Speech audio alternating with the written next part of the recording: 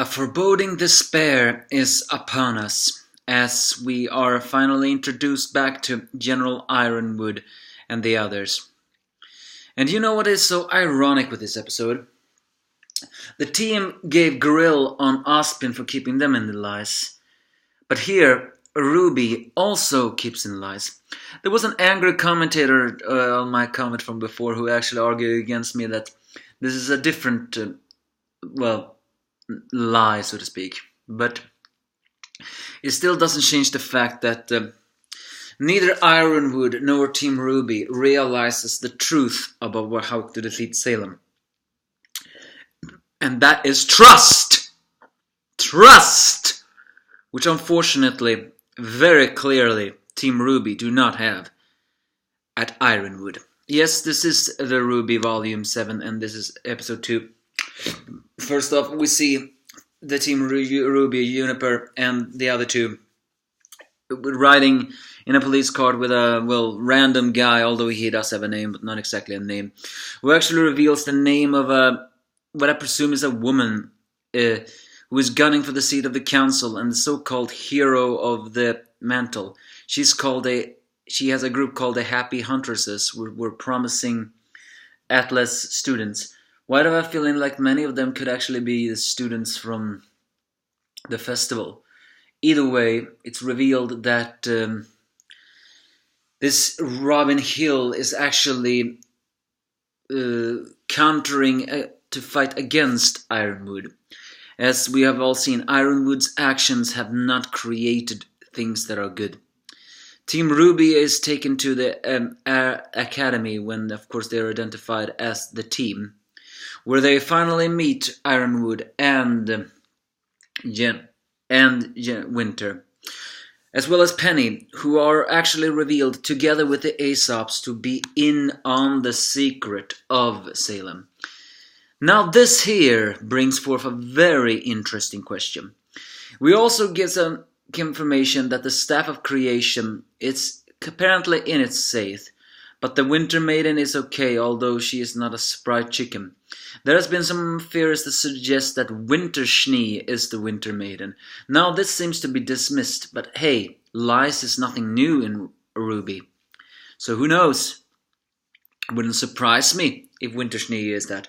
In fact, there are some other theories who say that what if the Winter Maiden is the Mother Schnee? That, especially she's not a sprite chicken. She's an alcoholic after all. But again, that is not confirmed. Ironwood, as we all see, is truly a shell of a man who he was before. His voice is slower and more monotone than it ever had been before. As he has revealed, though, that he believes that there is a way to defeat Salem. Although this, of course he doesn't know what the Jinn told Team RWBY, that Salem cannot be defeated. But I still believe that they are actually misunderstanding what the Jinn says. They say she can't be killed, but that doesn't mean she can't be defeated. She can be defeated. Just the way to defeat her is almost impossible, because you have to unite humanity for that. And so Ironwood has a plan, a very, very unstable plan. And that is, he has recalled all of his military for a so-called reason. He is willing to take all the hate that Mistral as well as the other kingdoms are giving him, because he says the ends justify the means. And that end is that he's going to create a satellite using the former arena, which was the beginning of the tragedy, where he will broadcast the truth on who the Grim Master is. He will tell the world, first Atlas and then later on the entire world, of Salem's existence.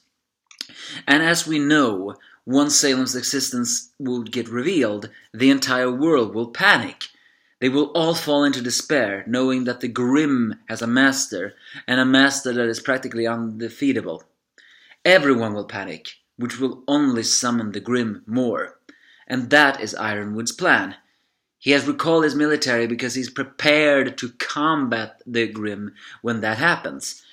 Alas, we all know what happened last time he tried to do that. Someone hijacked the code and made buffoons and traitors out of the Atlas Academy. And at the end of this episode, we do indeed find out who that person is. But Ironwood doesn't know that that person, along with that other person, is in Mantle right now. He believes that no one is actually inside here. But he's wrong. As much as he says that he's not underestimating Salem, he is underestimating Salem. Salem's goons are already here. Tyrion and Dr. Watts are in Mantle, and it's revealed that Dr. Watts is the one who wrote the code of the security, and while Tyrion is off killing some people. What their goal is, I don't know, but if Dr. Watts wrote the code, it's only logical that he intends to rewrite the codes and send the entire world into panic. Tyrion is probably hunting huntresses. Perhaps he's hunting Robin Hill. After all, Robin Hill is called the hero of Mantle, and what better way to send the people of Mantle into despair by killing the hero and then blame it on the military? We'll see what the goal is, but that's only happens in the end of this episode. The other thing is that RWBY reveals that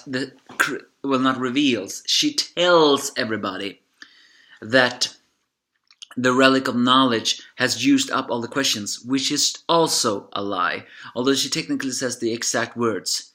They also reveal that Oscar is the new Ozpin, but Ozpin disappeared after a train ride. But we know the truth. Ozpin fell into a heroic BSOD after everyone rejected him, was jerked to him, and didn't even realize that all he had ever done was for the greater good and for people. Not to mention his closest ally even also didn't want anything to do with him. And we know and we know that the so-called Relic of Knowledge is supposed to have one question.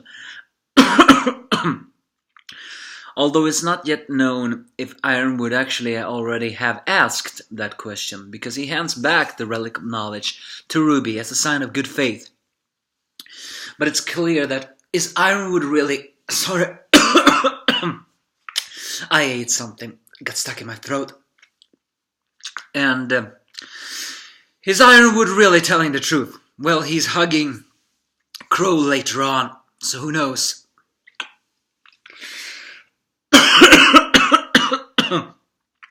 Damn pepper. And so they are to join up with the Aesops and help along. The question is, though, can they really happen? They don't trust Ironwood.